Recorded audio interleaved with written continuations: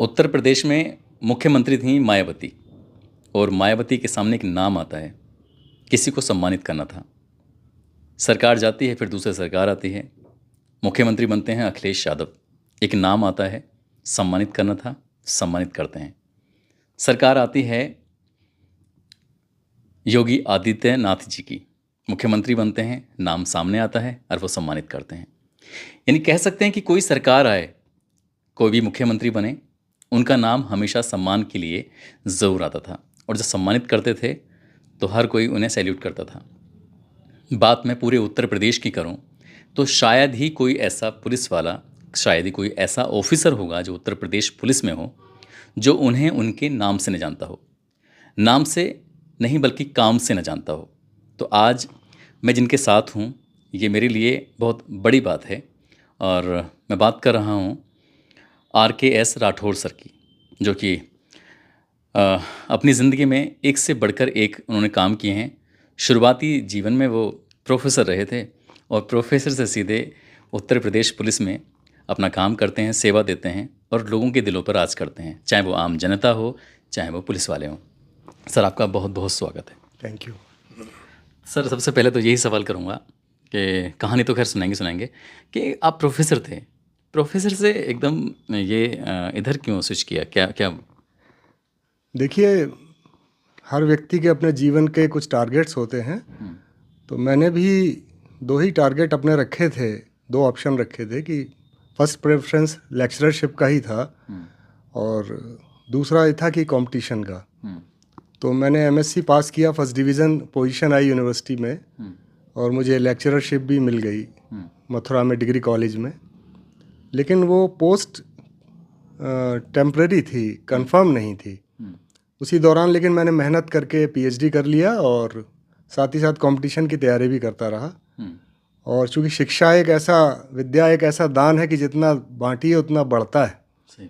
तो उससे मेरी कंपटीशन की तैयारी भी होती रही और मैं पढ़ाता भी रहा और सौभाग्य से मेरा सिलेक्शन हो गया। तब तक वो पोस्ट कंफर्म नहीं थी। तो मेरे गुरुजी, जिनके अंडर में मैंने PhD किया था, जिनको मैं ईश्वर के रूप में मानता हूँ, उनका आदेश हुआ कि अब तुम्हें जाना चाहिए। तो फिर मैं इसमें स्विच ओवर हो गया और फिर बाद में मुझे लगा कि मैंने कुछ गलत नहीं किया, बल्कि और अच्छा हुआ। ईश्वर की इच्छा थी कि एक बड़े पर्सपेक्टिव में आके मैंने ऐसा जॉब किया जहाँ जनता के आंसू पहुँचने का, जनता की सेवा करके उनकी दुआएं लेने का और यश प्राप्त करने का, पुण्य प्राप्त करने का एक बहुत ही आदर्श आइडियल एटमॉस्फेयर मिला। तो सर, कितने साल अपने सर्विस की है वो पुलिस में? मैं 3 साल लेक्चरर रहा और 32 साल पुलिस की नौकरी मैंने की। तो पुलिस की जब नौकरी कर रहे थे तो बहुत सारी कहानियाँ आपकी ज़िंदगी में ऐसी रही होंगी। तो कोई ऐसी कहानी जिसे आप सुनाना चाहें हमारे दर्शकों को? वैसे तो हरिवंश राय बच्चन जी ने अपनी आत्मकथा लिखी है, उसका नाम लिखा है कि क्या भूलूं क्या याद करूं। तो ऐसे ही 32 साल के अनुभव में इतनी सारे अनुभव हैं, इतनी सारी कहानियां हैं। लेकिन फिर भी कुछ कहानियां ऐसी हैं जो मन को, हृदय को उद्वेलित करती रहती हैं और लगता है कि वाकई में ऐसा पुण्य कमाने का अवसर मिला जो शायद और किसी नौकरी में नहीं मिलता। तो कुछ उनमें से हैं। हालांकि मैं उनमें कोशिश करूंगा कि उनकी निजता उनकी कायम रहे, चूँकि वो पब्लिक के लोग हैं। लेकिन मैं बताना चाहूँगा कि मैं एक शहर में SP सिटी था और पता चला कि वहाँ एक यंग लड़के का किडनैपिंग हो गया और उन्होंने पुलिस को नहीं बताया और उसकी बहन फिरौती देकर करीब 25 लाख रुपए बदमाशों के पास जाके बहन गई और इकलौता भाई था और इकलौती बहन थी, उसको छुड़वा कर लाई। ये बात हम लोगों को पता चली तो बड़ा अफसोस हुआ कि क्यों नहीं बताया। अपने ऊपर ही महसूस हुआ कि ज़रूर हम लोगों की कुछ कमी है। तो हम लोग सादे कपड़ों में उनके घर गए। जब उस बहन से मिले हम, तो हमने उसको पूछा, बेटा तुम्हारे ऐसे ऐसे जानकारी में आया। तो उसने साफ मना कर दिया कि नहीं, ऐसा कुछ नहीं हुआ। तो मैंने उससे केवल एक बात कही और ये मैंने महसूस किया कि अगर आप जनता को उसके दिल में अगर आप उतर जाएं, उनको ये विश्वास हो जाए कि ये हमें जो कह रहे हैं वो करेंगे, तो वो आपके लिए कुछ भी कर सकते हैं। तो मैंने उससे एक ही शब्द कहा कि बेटा मैं तुम्हारे भाई के नाते आया हूँ, मैं तुम्हारा बड़ा भाई हूँ, पुलिस ऑफिसर के नाते नहीं आया हूँ। और अगर तुम मदद नहीं करोगी तो हो सकता है ये जो राक्षस हैं ये किसी और भाई का भी अपहरण करेंगे, फिर किसी और बहन को परेशान करेंगे। तो तुम इस बात पर सोचना, अपने भाई को भी बताना, और अगर तुम्हें लगे तो फिर हमारे पास आना या हमें बताना, हम आएंगे। अगले दिन वो बहन भाई हमारे पास आए और उन्होंने बताया कि सर हमारा, आपकी बातों का प्रभाव इतना पड़ा हाँ, कि वो खुद सीधे चले आए। तो वही है कि आप जनता के दिल में उतरें, उनको विश्वास अपने मन वचन कर्म से अगर आप दिलवा दें तो वो आपकी फिर आपसे अपनी बात नहीं छुपाएंगे।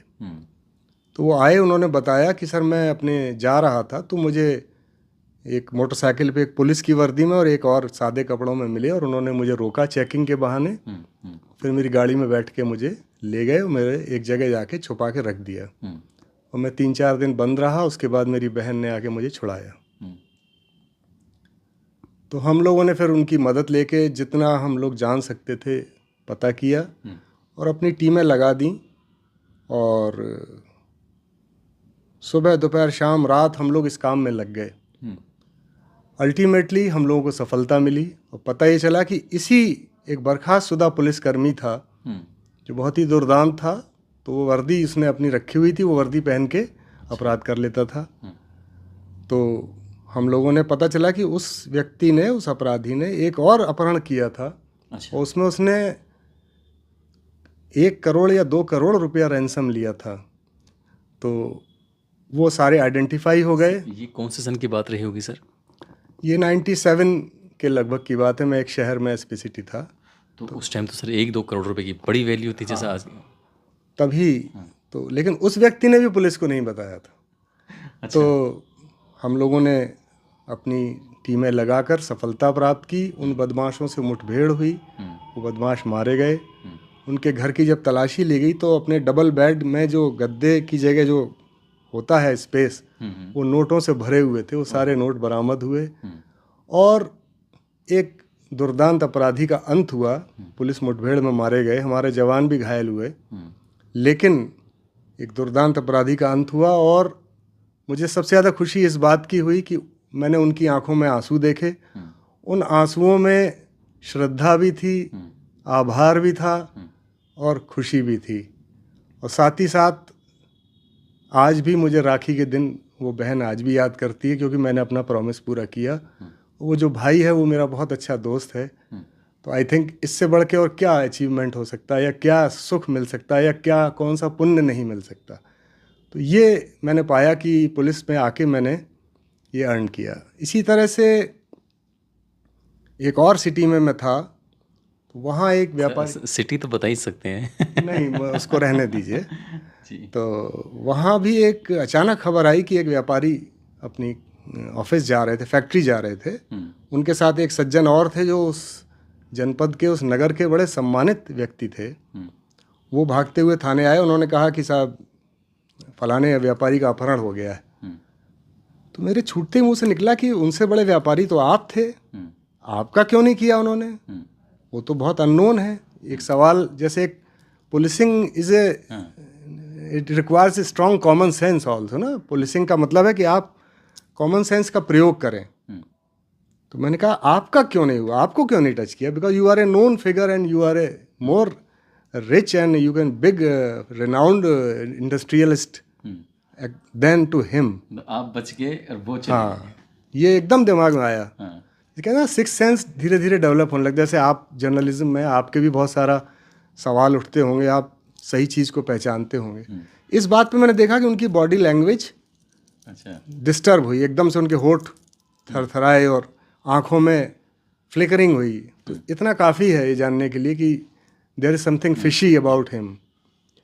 तो लेकिन बहुत सी बातें ऐसी हैं कि एकदम से किसी को दोषी नहीं बना सकते, वो भी जो एक इतना बड़ा समाज का एक सम्मानित व्यक्ति हो। तो वी के गुप्ता साहब हमारे डीआईजी थे और हम लोग उस केस में लगे। उसमें दिल्ली में कुछ अपहरणकर्ता पकड़े गए, पुलिस की फायरिंग हुई, दिल्ली पुलिस की, एक अपराधी मारा गया, उसमें एक अपहरणकर्ता अरेस्ट हुआ। वो सिटी में लाया गया, उससे हम लोगों ने अलग से बात की कि बताओ उसकी माँ रो रही है, जो अपहृत है वो कहाँ है, उसकी माँ रो रही है, उसकी बहन बीबी रो रही है, बहन रो रही है, तो कुछ दया करनी चाहिए तुमको, बताओ वो कहाँ है। सब मुझे कुछ नहीं मालूम, मैं तो झूठा फंसा दिया गया हूँ। हम लोगों ने उसके लिए रिमांड के लिए ट्राई किया कि उसका रिमांड मिल जाए तो हम लोग उससे पूछताछ कर लेंगे, लेकिन दुर्भाग्य से रिमांड मिला और फिर कैंसिल हो गया, तो नहीं मिल पाया। तो फिर एक दिन हम लोगों ने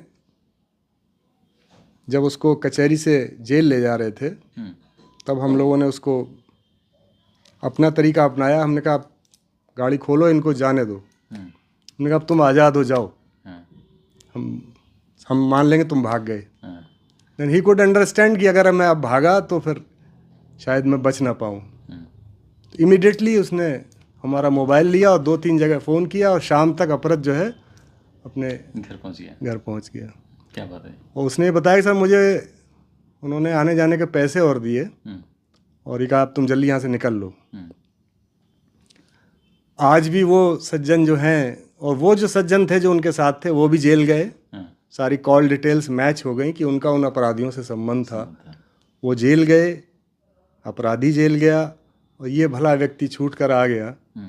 आज भी वो हमारे परम मित्रों में से हैं। और मैं सोच सकता हूँ कि जब भी वो मिलते हैं, जब भी मैसेज आता है, तो जो प्यार, जो सम्मान, जो एक आदर उनसे या उनकी फैमिली से मिलता है, वो कभी कभी अपने सगे रिश्तेदारों से नहीं मिल पाता। सही बात है। तो ये इस नौकरी का ये जो प्लस पॉइंट है, ये बहुत अद्भुत है, बहुत आनंददायक है। ये तो बात सही है। मैंने जैसे शुरुआत की थी कि सरकार कोई सी भी रही, लेकिन आपके लिए सम्मान में आपका नाम हमेशा बुलता रहा। और मैं कहीं भी किसी भी ऑफिसर के पास अगर होता हूँ और कोई आपका नाम आता है, तो बड़े अदब और सम्मान के साथ आपका नाम लिया जाता है। तो ये अदब और सम्मान खासकर पुलिस डिपार्टमेंट में कमाना इतना आसान काम नहीं है। वैसे एक महिला ने आपको शायद चैलेंज कर दिया था, आपको इस बात पे गुस्सा भी आया था, वो क्या बात थी सर? हाँ, एक्चुअली देखिए, ये जो आप सम्मान की बात कह रहे हैं, ये तो देखिए, जब मैं पुलिस की नर्सरी में जब एडमिट हुआ, यानी कि जब मेरी प्रोबेशन पीरियड था, तो मैं आगरा में प्रोबेशनर ऑफिसर मतलब प्रोबेशन पे आया। तो वहाँ हमारे SP city mister AK Jain थे, और SSP मिस्टर हनुमान प्रसाद त्रिपाठी जो अब स्वर्गीय हैं। उन्होंने मुझे काम सिखाया। उसके बाद सौभाग्य से हमारे अगले SSP mister doctor Vikram Singh साहब होकर आए, जो अपने आप में एक लिविंग लीजेंड हैं। AK जैन साहब अपने आप में एक अद्भुत ऑफिसर हैं। सौभाग्य से दोनों हमारे DGP भी बने बाद में। फिर उसके बाद करमवीर सिंह साहब आए, वो भी DGP बने। फिर उसके बाद सुलखान सिंह साहब आए, वो भी DGP बने। तो ऐसे हमें ट्रेनर, ऐसे हमें जैसे कहना चाहिए कि टीचर मिलते गए। जैसे वहाँ गुरुजी थे जिनके अंडर मैंने PhD किया, आज भी मेरे लिए पूजनीय है। वैसे ही ये अधिकारी ऐसे मिलते गए। एक मिस्टर VK सिंह थे, जो अभी कुछ दिन पहले स्वर्गवासी हो गए, वो हमारे कानपुर में SSP थे। तो ये लोग ऐसे अधिकारी थे। तो जैसे छोटा बच्चा इम्बाइब करता है गुणों को, जैसे मिट्टी को जैसे सांचे में रख दीजिए वैसा वो ढल जाता है। ऐसे ही अच्छे अधिकारी मिले, शायद इन्हीं का आशीर्वाद है जो आज आप कह रहे हैं। अदरवाइज़ ऐसा कोई उल्लेखनीय कार्य मेरा अपनी तरफ से नहीं रहा है, और मैं इनका हमेशा आभारी हूँ और रहूँगा। जहाँ तक अगले उसका आपका सवाल है, मैं एक सिटी में SP सिटी होकर गया, तो वहाँ मैंने हमेशा ये विश्वास किया कि कम्युनिटी पुलिसिंग होनी चाहिए, क्योंकि हम लोग एक समाज के ही अंग हैं। हम भी जब पुलिस में नहीं थे तो हम पुलिस से बहुत एक्सपेक्टेशंस रखते थे। वैसे सर, जो लोग हमें देख रहे हैं वो ज़रूर सोचेंगे कि आपने अभी तक 2 किस्से सुना चुके हैं, तीसरा आपका किस्सा चल रहा है कि आप जो शहर का नाम नहीं लेते हैं। नहीं, देखिए, उसके पीछे रीज़न है अच्छा। कि व्यक्ति की निजता, उसके अपने पर्सनल बहुत सारी बातें हैं जो शायद उसके लिए कभी हितकर ना हो, इसलिए मुझे उसका हमेशा ध्यान रखना चाहिए एज ए पुलिसमैन। बिकॉज मुझे नहीं लगता कि मैं अपनी वाहवाही लूटने के लिए मैं उनके लिए कोई नई समस्या खड़ी कर दूं, है ना। बिल्कुल। ये है। तो एक सिटी में मैं गया और मैं कम्युनिटी पुलिसिंग पर विश्वास करता हूँ। मेरा ये मानना है कि भले लोगों का सपोर्ट और क्रिमिनल्स पे, इनके जैसे कि हनुमान जी हम लोगों के आदर्श हैं कि दाहिनी भुजा संत जन तारे और बाहीं भुजा दुष्ट संघारे, है ना। एक हाथ भले लोगों पर उनकी सुरक्षा के लिए और बदमाशों पर सख्त कार्रवाई, ये दोनों साथ साथ चलने चाहिए। पब्लिक की दुआएं, उनका सपोर्ट और बदमाशों पे एक्शन। हम लोग ये करते थे कि बदमाशों के यहाँ दिन में जाकर रेड करते थे, जिससे कि पब्लिक देखे कि पुलिस दिन में रेड कर रही है, मतलब police is against to criminals and good to the nice people. जहाँ एक बार दबिश दी वहीं किसी भले आदमी के कंधे पे हाथ रखा, आप ठीक हैं, कोई परेशानी तो नहीं है। कोई बच्चा मिला, उसको उसके सर पे हाथ फेरा, हाथ मिलाया, तो एक मैसेज गया कि they are good for good one and they are bad and they are strict to the wrong one. अच्छे के लिए अच्छे और बुरों के लिए साथ साथ ये चल रहा है। That is an ideal state. तो वही हम लोग करते थे। तो मैं एक जगह लेक्चर दे रहा था, मैं जगह जगह मीटिंग्स रखता था। मैंने मोहल्ला वाइज हम लोगों ने पुलिसिंग शुरू की, पुलिस जनता के द्वार, कि हम आपके दरवाजे आएंगे। कई मीटिंग रखी है, हम लोग आएंगे मोहल्ले मोहल्ले, आप हमें बताइए, हम आपकी मदद करेंगे। तो मैं लेक्चरर रहा, तो मैंने एक वहाँ शेर सुनाया कि फिराक गोरखपुरी साहब का है कि हर आँख के आंसू हैं अपनी आँखों में, हर सीने में जो दर्द है वो हमारा है। तो हम लोग इस भावना से काम कर रहे हैं, तो कोई बात हो हमें बताइएगा। तो जब भाषण वगैरह ख़त्म हो गया तो एक लेडी मेरे पास चल कर आई।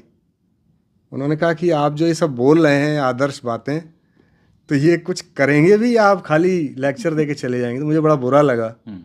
मैंने कहा आपको ऐसा क्यों लगा कि हम लोग ऐसा कर रहे हैं? तो उन्होंने कहा कभी हमारे यहाँ आइए तो हम आपको बताएं अपना वेदना। ज़रूर आएंगे। अगले ही दिन हम उनके घर गए। तो जब हम उनके घर पहुँचे तो देखा उनके ड्राइंग रूम में पुलिस के जवान राइफल लिए बैठे हुए थे, कोई लेटा हुआ था। तो बड़ा ताज्जुब हुआ। जब उनसे बात की तो उन्होंने बताया सर हम लोग यहाँ रह रहे हैं, हम इंडस्ट्रियलिस्ट हैं और हमारे पास एक बहुत दुर्दांत अपराधी है। उसका फ़ोन आता है कि तुम्हारा जो ग्रैंड सन है वो फलाने स्कूल में पढ़ता है, इतने बजे निकलता है, इस गाड़ी नंबर से जाता है, इतने बजे लौटता है।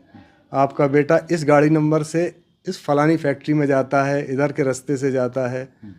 हमें सब मालूम है, हम कुछ भी कर सकते हैं। इसलिए हमारे लिए हर महीने इतने पैसे आप खुद लेकर आएँ और मैं खुद लेके आऊँगा। मैं कंबल ओढ़ूँगा, मेरे कंबल के नीचे AK-47 होगा। अच्छा। तो ज़रा होश में रहिएगा, चुपचाप पैसे हमें देते रहिए। तो बोले सर हम लोग इस वेदना और त्रासदी में जी रहे हैं। कब से चल रहा था सर ये सब? लंबे समय से चल रहा था। अच्छा। तो आप जो ये भाषण दे रहे हैं, हम लोग तो ये इस जहर को पी रहे हैं, तो आप सोच सकिए हमारा क्या हाल होगा। सही बात। इतनी शर्म लगी और इतना गुस्सा भी आया कि ऐसे अगर राक्षस हैं तो उनका इलाज होना चाहिए। और उनको हमने प्रॉमिस किया कि आज से आपकी समस्या हमारी है। और हम लोग उस काम में लग गए। उस क्रिमिनल का नाम पता चल गया।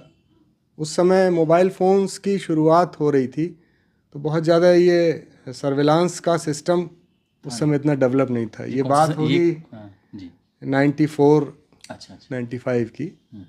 तो सर्विलांस सिस्टम उतना तब तक बहुत ज़्यादा डेवलप नहीं हुआ था। लैंडलाइन का ज़माना था। लेकिन हम लोगों ने लैंडलाइन वालों से, टेलीफोन विभाग से मदद ली। हम लोग खुद एक्सचेंज में गए, बैठे उनके ऑफिसर से मिले।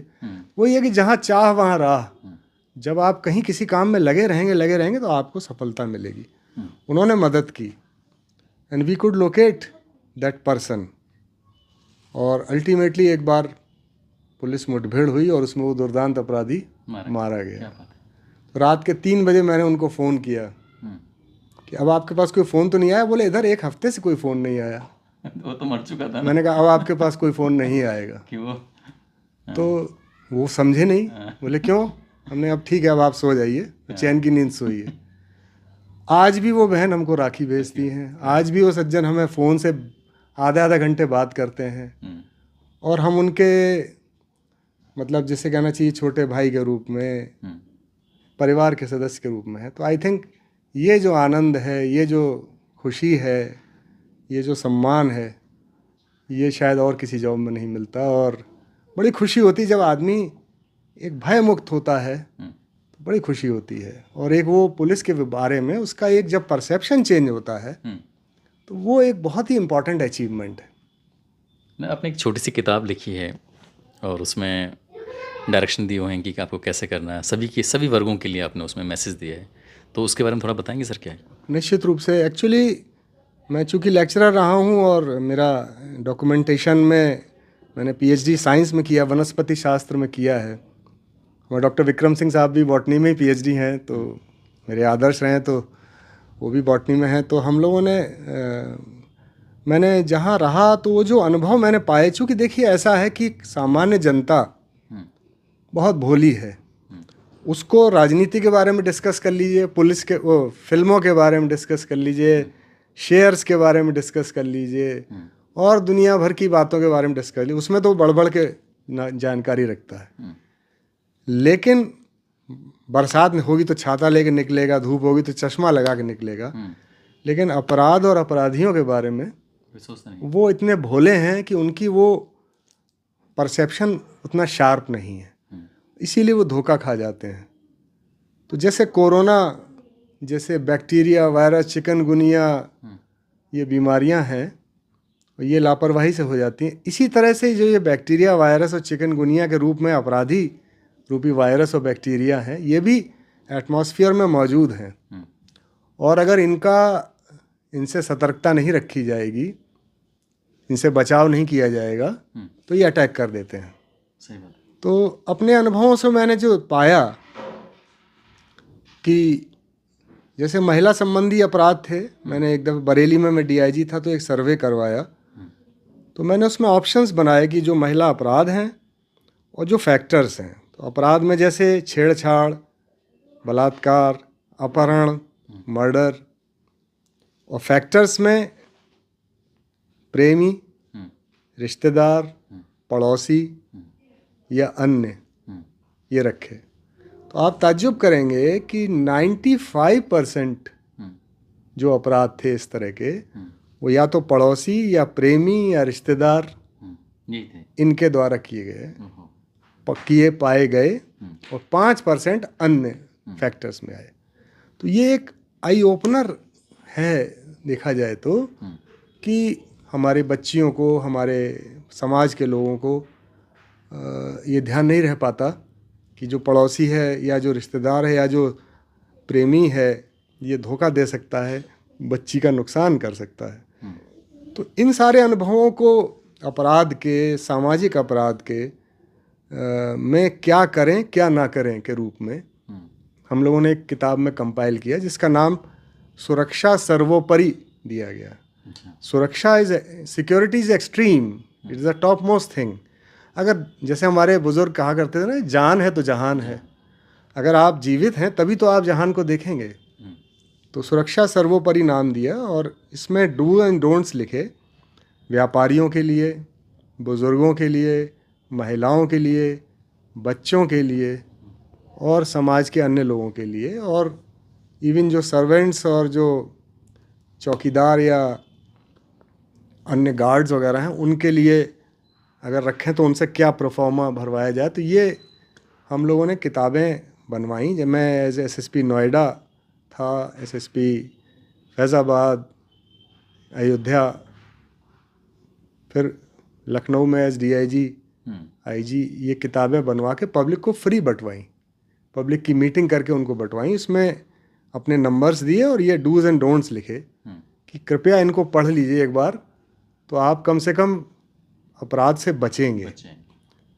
और इसका फ़ायदा मिला, और एक पब्लिक में गुडविल भी जनरेट हुई कि ये हमारे लिए चिंतित है, पुलिस हमारे लिए चिंतित है, और फिर वो अपनी प्रॉब्लम को शेयर भी करते थे। तो इससे हमें फ़ायदा हुआ, हमने पब्लिक की गुडविल ली, तो इससे लॉ एंड ऑर्डर में या अन्य किसी समस्या में हमारा अपर हैंड रहा। उन्होंने हमारी बात मानी, कभी किसी बात पर उत्तेजित हैं तो उनको लगा नहीं, ये वही अधिकारी हैं जो हमारे हित में चिंतित हैं, हमारे लिए सोच रहे हैं।